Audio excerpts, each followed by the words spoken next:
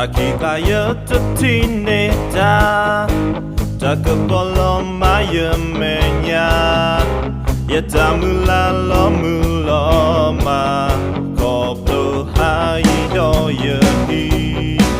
Mukoli soti hayata Latakikla otetera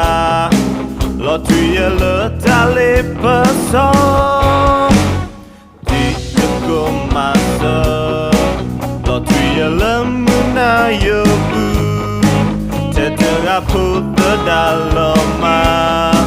Tatini teku masa ya Lino topa masa ya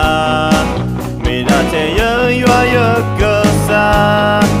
Nami wawi setekia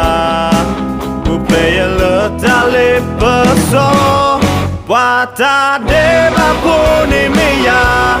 Ke iya miwa eta Muri sunya le hudo yua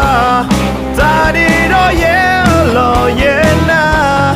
Keta wisito petana Ye yua kesa amenya Di kribo mukedu toro Kehilo tama ye tekwa No no na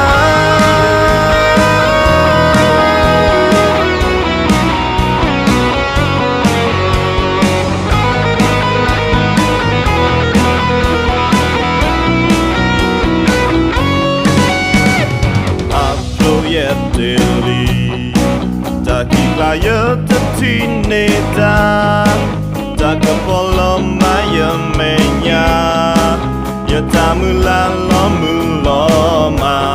Koplu haido yehi Mukoli soti hayata